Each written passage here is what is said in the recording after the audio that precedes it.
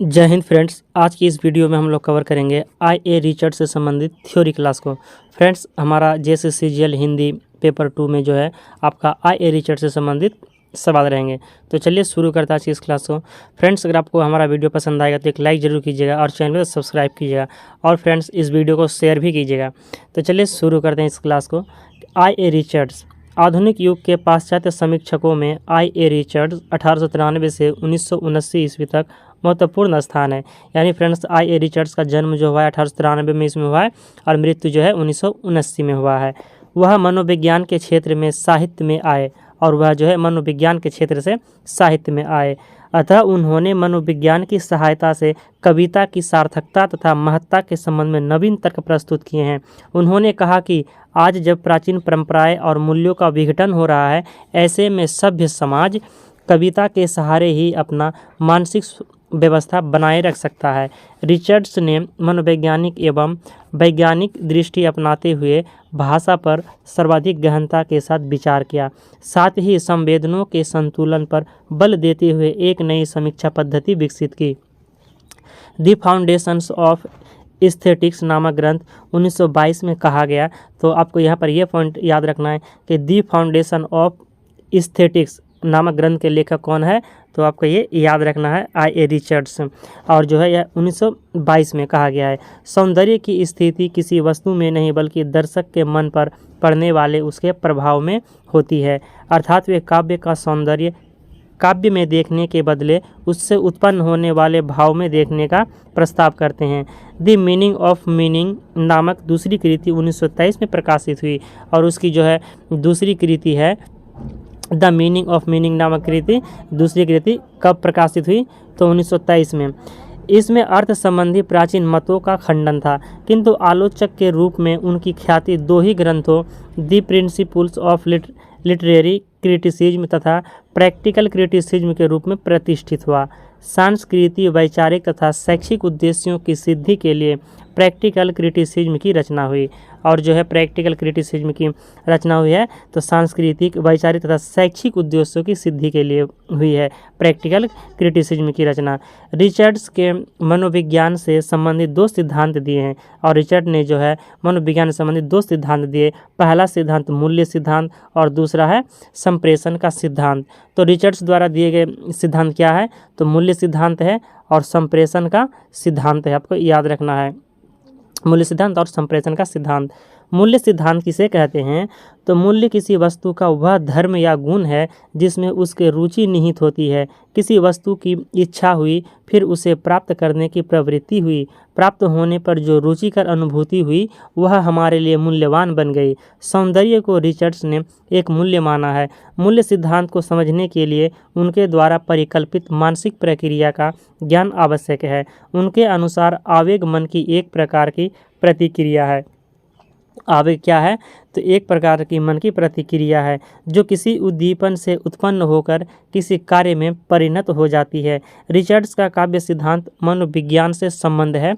Richards के अनुसार कविता का मूल्य उसकी मन को प्रभावित करने की क्षमता पर निर्भर है। जो कविता पाठक या श्रोता के मन को जितनी अधिक प्रभावित कर पाएगी, जिसमें संप्रेषणीयता जितनी अधिक होगी, वह उतनी ही उत्कृष्ट कहलाएगी।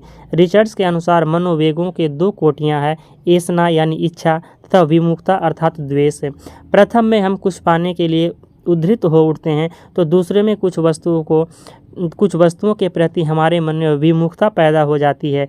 प्रथम प्रकार के आवेग प्रवृत्ति मूलक होते हैं तो दूसरे निवृत्ति मूलक।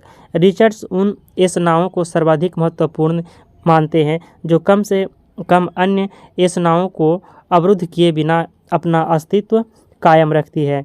अनुभूति, मूल्य और संप्रेषण, इन तीनों का संबंध मनोविज्ञान से है, किंतु मनोविज्ञान में कारण कार्य की व्याप्ति सदा एक नहीं रहती, इसीलिए वह अनुभाविक विज्ञान कहलाता है। जैसे गुलाब का फूल देखने पर हर आदमी के मन में एक ही प्रकार की प्रतिक्रिया हो, यह आवश्यक नहीं। कोई उस पर मुग्ध हो सकता है, कोई हल्की सी प्रसन्नता व्यक्त कर सकता है, कोई तटस्थ रह सकता है।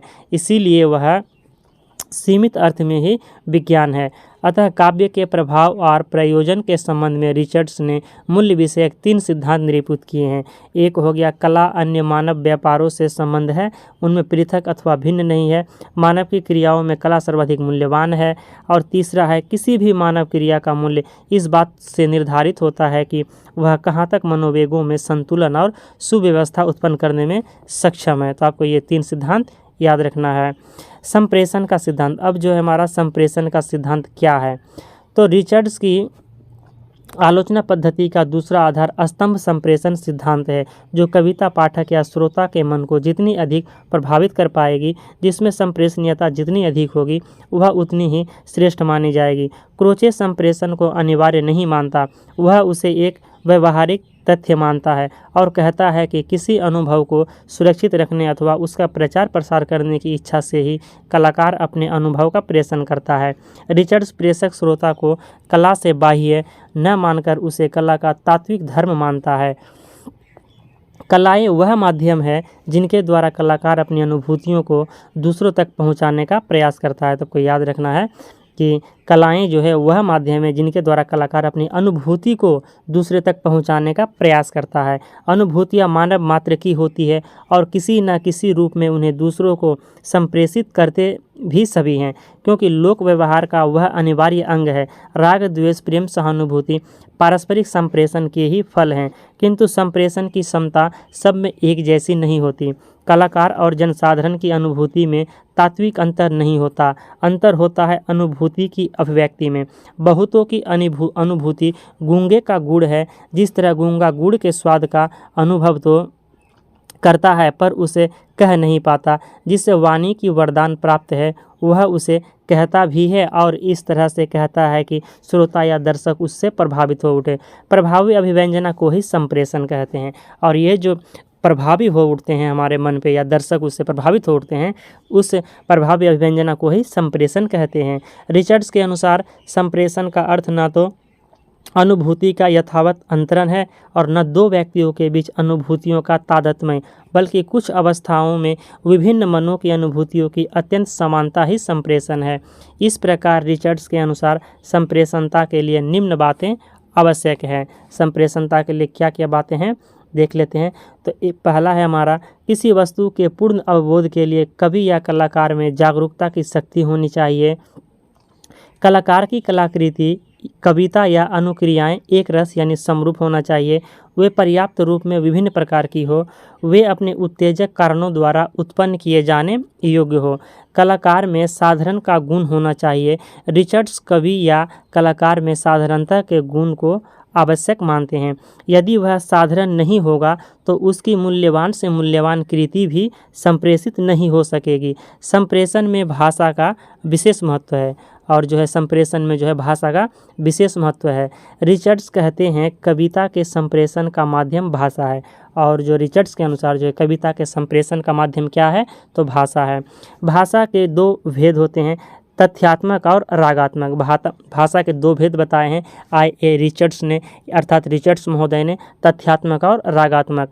उनका विचार है कि कवि वैज्ञानिक के समान तथ्यों का अन्वेषण नहीं करता, बल्कि रागात्मक अवस्थाओं का सर्जन करता है। भाषा कुछ ऐसे प्रतीकों का समूह है जो श्रोता और पाठक के मन में, कवि के मन में अनुरूप मनस्थिति को उत्पन्न कर दे। शब्द अपने आप में पूर्ण नहीं होते, न स्वतंत्र होते हैं। उनके साथ नाद, शब्द पहचान, भाव विचार, प्रसंग आदि भी जुड़े रहते हैं। भाषा के प्रभाव स्तर इनसे ही निर्धारित होते हैं, और भाषा के जो है प्रभाव स्तर है इससे निर्धारित होते हैं। तो फ्रेंड्स, हमारा जो I.A. रिचर्ड्स का काव्य सिद्धांत यहीं पर समाप्त होता है। तो हमारा जो नेक्स्ट वीडियो होगा T.S. एलियट से संबंधित होगा, जो नेक्स्ट साहित्यकार हैं T.S. एलियट, जो पाश्चात्य साहित्य सिद्धांत के लेखक से जुड़े हुए हैं। तो मिलते हैं नेक्स्ट वीडियो में T.S. एलियट के थ्योरी क्लास को लेकर। अगर आपको आज का वीडियो पसंद आए तो एक लाइक जरूर कीजिएगा, और चैनल पर नए हैं तो सब्सक्राइब कीजिएगा। वीडियो के अंत तक बने रहने के लिए आपका बहुत बहुत धन्यवाद।